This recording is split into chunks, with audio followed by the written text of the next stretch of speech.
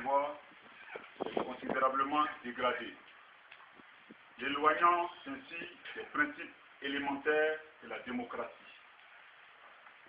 En effet, le second tour des élections qui a eu lieu le 28 novembre 2010, au lieu d'apporter paix, sérénité et réconciliation au peuple de Côte d'Ivoire, a plutôt créé les conditions d'une hécatombe plus grande. Les Ivoiriens meurent aujourd'hui par centaines, par la faute de deux personnalités que tout divise et dont les relations sont marquées par une haine viscérale sans possibilité de conciliation. L'incapacité de ces hommes politiques à garantir la sécurité, la cohésion nationale et des conditions de vie acceptables au peuple de Côte d'Ivoire a provoqué la fracture sociale.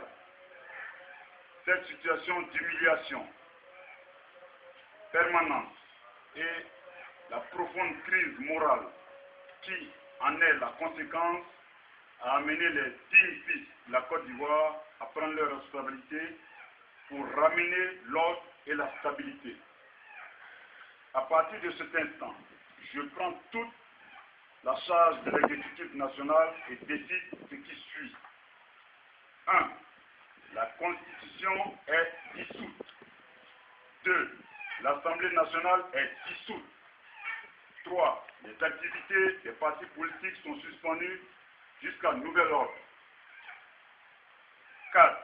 Toute autre institution qui incarne les pouvoirs déchus sont dissoutes. Je m'engage dès maintenant à assumer la cohésion et la sécurité nationale. J'invite toutes les forces en armes à cesser tous les combats. Mes chers compatriotes, nous avons tous souffert des affres de la guerre.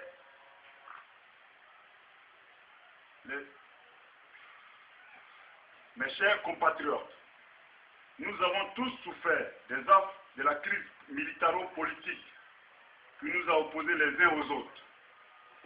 Les chapelles politiques ont même essayé d'opposer les chrétiens aux musulmans.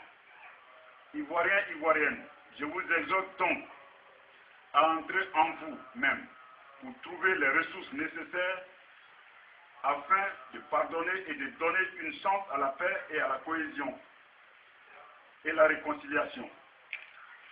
Chrétiens et musulmans, souvenons-nous des fondements vrais de nos religions.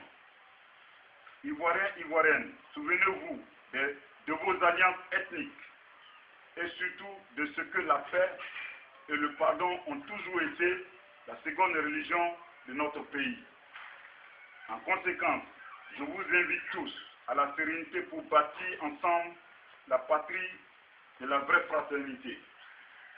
Chers amis de la Côte d'Ivoire, nous nous engageons à mettre en place une transition avec pour objectif de mettre la Côte d'Ivoire sur les rails de la démocratie et du développement.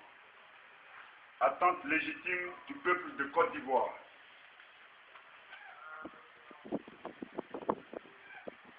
Nous prendrons des dispositions urgentes pour rencontrer les représentations diplomatiques accréditées en Côte d'Ivoire, au fin de leur faire connaître les détails de notre vision et des actions à venir. Ivoiriens, Ivoiriennes, mes chers compatriotes, la nation ivoirienne nous appelle ensemble dans l'union, la discipline, remettons nous tous,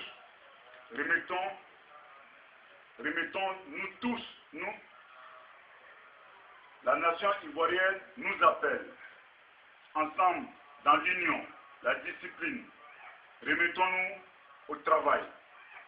Vive la Côte d'Ivoire, je vous remercie.